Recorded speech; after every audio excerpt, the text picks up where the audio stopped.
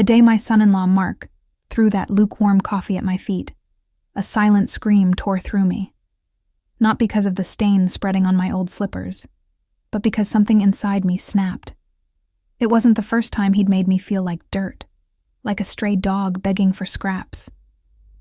For years I'd shrunk, my voice quieted, my spirit dimmed, trying to be invisible in a home that once felt like my haven. My daughter, Sarah, just stood there, her eyes fixed on the kitchen counter, pretending not to see. That moment, though, was different. It wasn't just coffee. It was a deluge of years of disrespect, humiliation, and the crushing realization that the last shred of my dignity was being washed away. I knew then, with a chilling certainty, that something had to change. This wasn't living. This was merely existing, and I was done with it. My name is Eleanor. I'm 76 years old, and until recently, I lived in what was supposed to be my golden years, but felt more like a gilded cage. After my dear husband, Thomas, passed away 3 years ago, the house felt too big, too empty. Sarah, my only child, insisted I move in with her and Mark. "It's the sensible thing to do, Mom," she'd said, her voice laced with concern that felt genuine at the time. "You shouldn't be alone." So, I sold our little cottage, the one Thomas and I had built dreams in, and used a good portion of the money to help them expand their home, adding a sunroom I imagined filled with my plants and a quiet corner for my books. I thought I was buying peace, security, and the comfort of family. Instead, I bought a front-row seat to my own slow erasure. Mark, my son-in-law, was a big man, not just in stature, but in ego. He was a successful real estate agent, always talking about his deals, his commissions, his next big purchase. He saw everything in terms of assets and liabilities. And somewhere along the way, I, Eleanor, became a liability.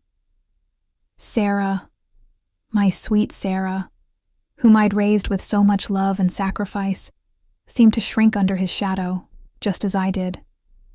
She'd always been a gentle soul, eager to please, and now it was Mark she sought to please above all else. My presence, which I hoped would bring comfort, instead brought a strange tension.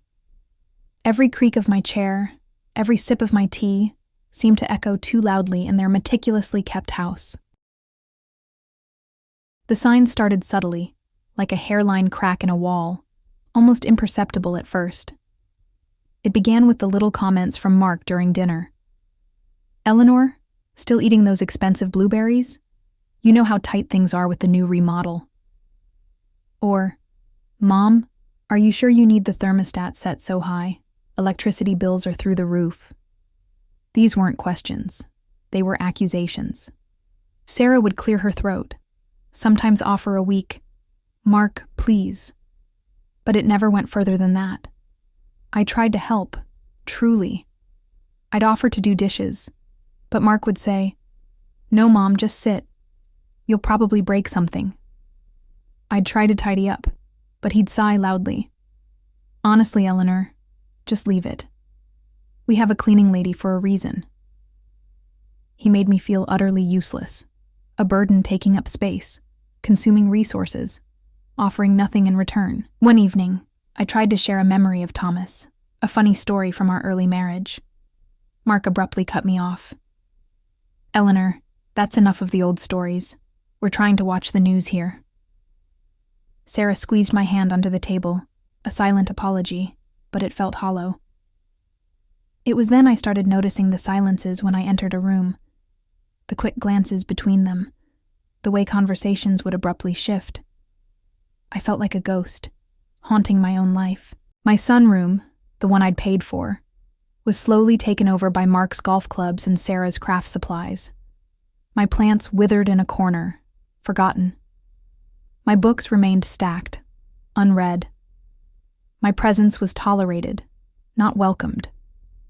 I started spending more time in my room, a small space with little light, where the only company was my own growing loneliness. The day of the coffee incident began like many others, with a dull ache in my chest that had nothing to do with my heart. I'd woken early, as old habits dictated, and shuffled down to the kitchen.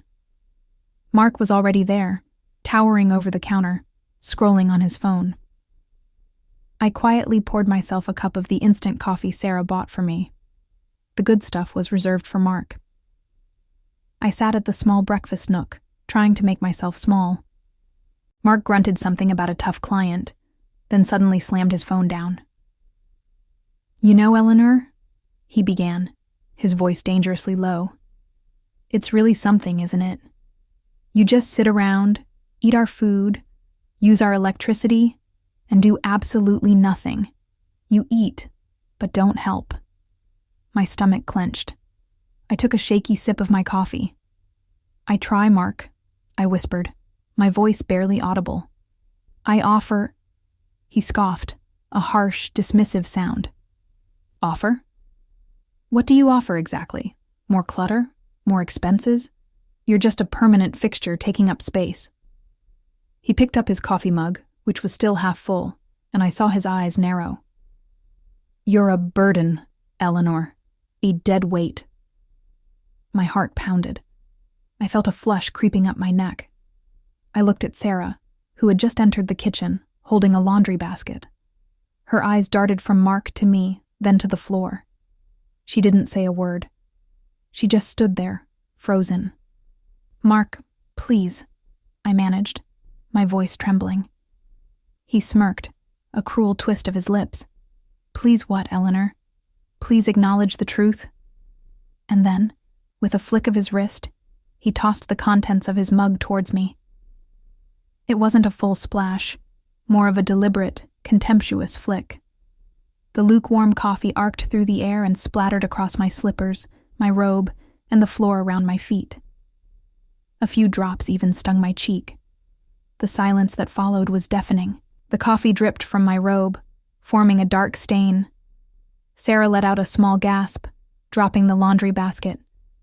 She didn't rush to me, didn't yell at Mark. She just stood there, her face pale.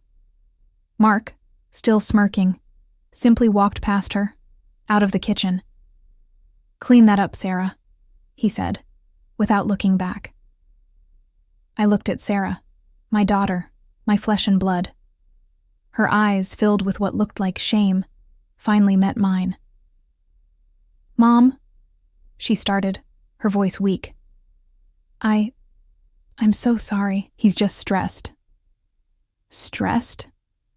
I echoed, my voice hoarse, the word tasting like ash. "Is that what you call it, Sarah? Is that what you call letting your husband treat your mother like garbage?" I didn't wait for her answer. I couldn't.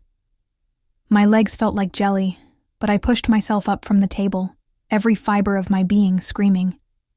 I turned and shuffled back to my small dark room, the coffee stains on my slippers a vivid testament to the moment I finally broke. Once in my room, the tears finally came, hot and stinging. I sank onto my bed, clutching a faded photograph of Thomas and me, young and full of hope. What happened to me? I wondered. What happened to the woman who stood up for herself, who raised a strong daughter, who built a loving home, the woman who Thomas adored? I felt utterly lost, adrift in a sea of despair. I was a guest in my own daughter's house, yet I was treated worse than an unwanted pet. My savings were dwindling, used to fund a life where I was merely tolerated. For days I barely left my room. Sarah would bring me meals, her eyes avoiding mine, her apologies whispered and hollow. Each whispered apology felt like another layer of concrete being poured over my grave. I thought about leaving, but where would I go? I had no other family nearby, no friends who could take me in permanently. The thought of a nursing home filled me with dread. A final surrender. I felt trapped, suffocated by the walls of a house that held no love for me. Then, one morning, as I sat staring out my window at a lone bird singing its heart out, a memory surfaced. Thomas. He used to say, "Eleanor, remember who you are. You're a force of nature. Don't let anyone dim your light." His words, from years ago, resonated with a clarity I hadn't felt in ages. A flicker. A tiny spark in the crushing darkness. I remembered the fierce woman I used to be, the one who started a small craft business from our garage, the one who wasn't afraid to speak her mind, the one who always found a way. I reached for an old leather-bound journal I'd kept since my youth, a place for my thoughts, my dreams, my plans. I'd stopped writing in it years ago, but now, a strange impulse guided my hand. I wrote down everything. Mark's cruel words, Sarah's silence, the feeling of the lukewarm coffee on my skin. As I wrote, the anger, the pain, the humiliation slowly began to transform into something else. Resolve. A quiet, burning resolve.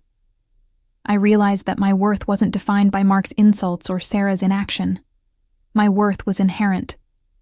I was Eleanor, and I was still here. The first step was the hardest.